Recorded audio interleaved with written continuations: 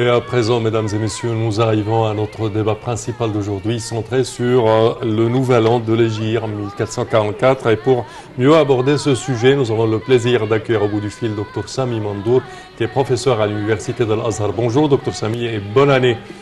Bonjour, bonne année à vous et à tous les musulmans dans le monde tout entier. Merci à vous. Alors, premièrement, pourquoi ça a été, le nouvel an de l'Hégire a été marqué par l'hégire du prophète de la Mecque vers Médine et pas avec la date de naissance, par exemple, du prophète ou la date de sa disparition? Oui, bismillahirrahmanirrahim. Alhamdulillah, wa salatu wa salamu ala rasulillah, sayyidina Muhammad wa ala alihi wa sahbihi wa man walah. Rabbi shrah li sadri wa yassir li amri wa hlul 'uqdatan min lisani yafqahu qawli. Votre question est très délicate et en même temps très intéressante parce que normalement, quand on commence à fixer une date pour commencer même ce qu'on appelle le calendrier hégirien, oui. C'était même à l'époque de Omar ibn Khattab, on a commencé même à choisir un événement très important dans la vie des musulmans, c'est-à-dire un moment charnier dans l'histoire des musulmans, oui. Un moment important qui sépare deux périodes, deux étapes de la vie de l'islam. Et donc vous avez le moment de l'hégire du prophète Mohammed sallallahu alayhi wa sallam est un moment qui sépare entre deux périodes dans l'histoire de l'islam. Premièrement, vous avez la période, ce qu'on appelle la période mécoise.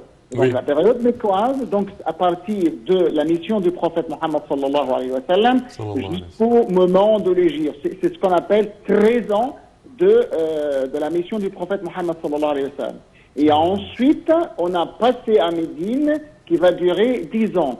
Oui. Et pourquoi cette séparation entre les deux périodes? Parce que à la première période, c'est-à-dire à la Mecque, les musulmans ont subi beaucoup de problèmes, oui. Beaucoup de difficultés, Ils étaient oppressés, ils étaient torturés pendant des années. Oui, c'est ça, exactement. Puisqu'il y avait les Korachites qui n'ont pas accepté de bon gré l'appel, la mission du prophète Mohammed sallallahu alayhi wa sallam. Donc, ils ont fait de leur mieux pour attaquer, pour persécuter, pour torturer, pour faire subir les musulmans à toutes sortes de problèmes, à toutes sortes de difficultés. Et même, on est arrivé même à bloquer, à faire un blocus, oui. Un boycottage pour tous les musulmans. Donc oui. on a remis les musulmans, la famille du prophète et les musulmans dans ce qu'on appelle le ravin de Bani Hashim, cher de oui. Bani Hashim. C'est-à-dire on a bloqué, on a enfermé, emprisonnés quand même. Ils étaient emprisonnés. Oui, vous entendez. Ils étaient emprisonnés dans ce Sha'b Abi Talib. Pas emprisonnés, mais c'est ce qu'on appelle assiégés, si je peux dire quand même, puisque on est libre de bouger dans certains lieux, mais il y avait un blocus économique, il n'y avait pas de transaction entre les musulmans, le prophète, et d'une part, et les Mécois et le Korachites, on a interdit à tout le monde de faire des transactions commerciales, même de mariage, même de tout rapport. On a interdit tout rapport avec les musulmans et le prophète Mohammed sallallahu alayhi wa sallam. On les a assiégés. C'était un blocus de 3 ans. 3 ans, donc oui. Là, donc il y avait des difficultés énormes oui.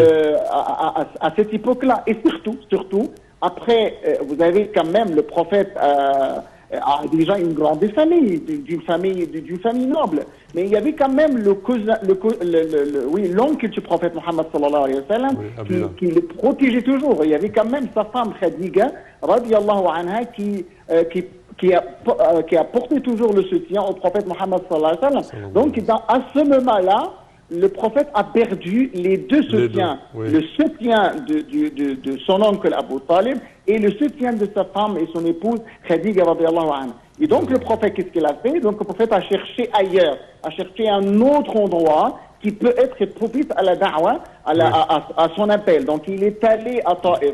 Donc même à Taïf, on a rencontré d'une manière malhonnête, d'une manière affreuse, d'une manière pénible, le prophète Mohammed sallallahu alayhi wa sallam. Oui. Et donc là, le prophète a vu que ce lieu-là, cet endroit-là, ce climat n'était pas propice à sa da'wa et a commencé à continuer sa mission dans ces endroits-là. Donc il a pensé, il a réfléchi à quitter ces lieux-là.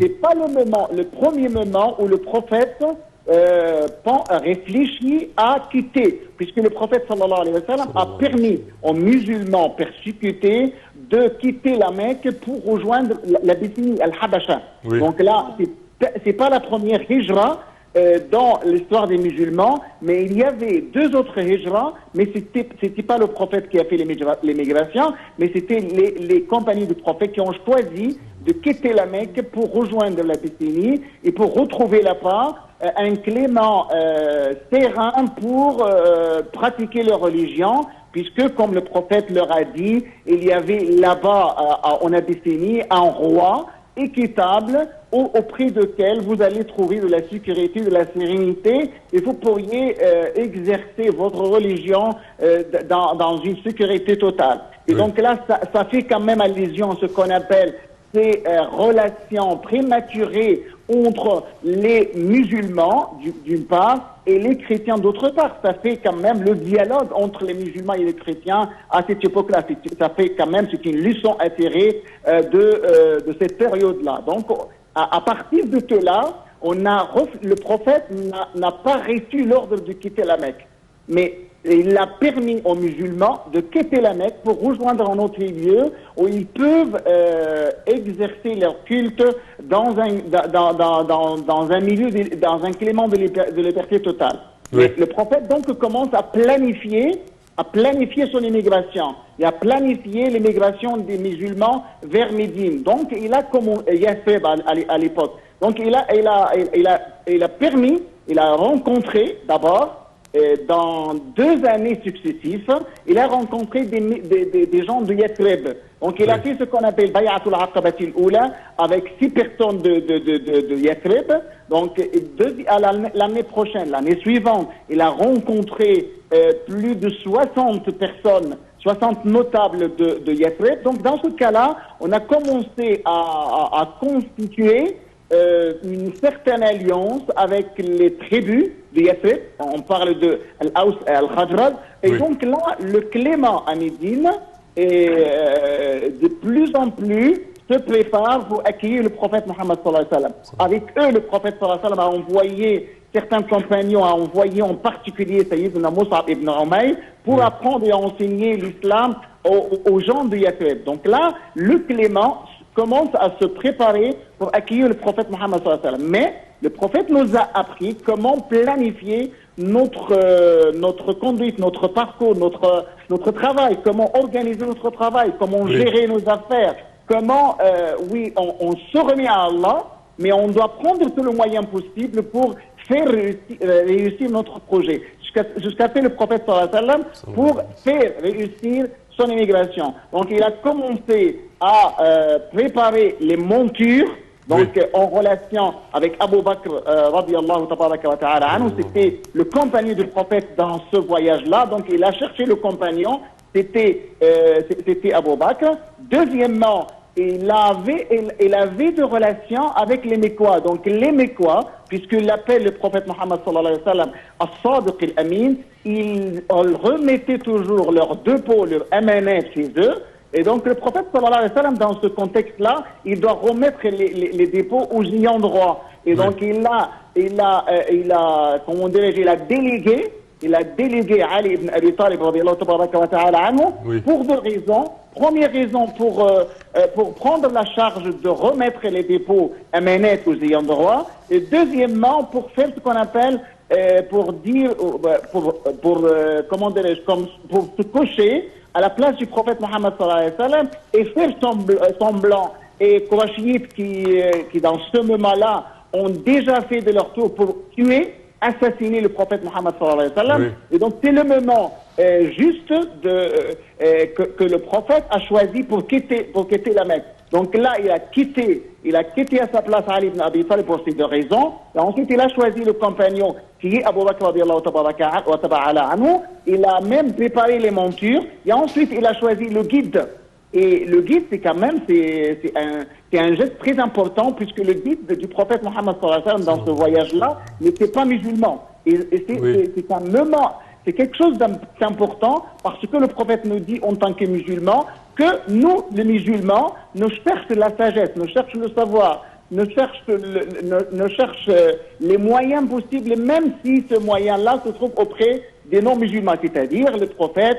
ordonne aux musulmans, permet aux musulmans de faire de bonnes relations, avec, de bons rapports avec les autres qui ne sont pas musulmans. Oui. Donc, ensuite, le prophète Mohammed sallallahu alayhi wa sallam, pour quand même faire réussir son plan, il a comment donc faire les provisions. On a besoin, puisque vous savez, la distance entre la Mecque et Yathrib, Médine actuelle, c'était presque 500 kilomètres. Oui. Donc c'est un long trajet durant lequel le prophète sallallahu alayhi wa sallam avait besoin de provisions. Et donc comment planifier cette partie-là? Donc on a chargé Asma bint Abi Bakr radiyallahu tabaraka wa ta'ala anha d'apporter les provisions au prophète Mohammed sallallahu alayhi wa sallam, d'où le nom Zat al-Nitaqayn, puisqu'elle a déchiré sa robe en deux parties pour apporter les provisions au prophète Mohammed sallallahu alayhi wa sallam.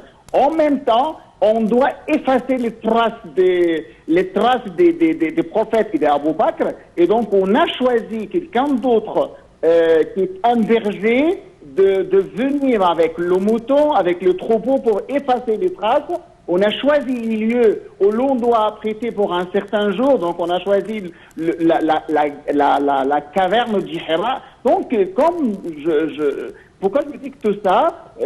Pour vous dire que le prophète a bien planifié, a bien organisé cet événement-là pour dire aux musulmans, pour réussir, il faut bien gérer, bien organiser votre travail dans la vie. Il faut être systématique, il faut être bien organisé. Certes, Dr Sami, malheureusement notre temps arrive à bout. Je tiens à vous remercier de vos explications. Merci à vous et bonne année à vous, nouvelle année de l'Hégire 1444.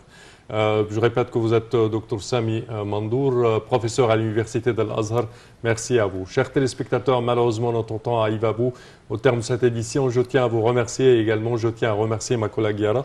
Merci Semeh et je dois remercier toute l'équipe de ce matin et à demain.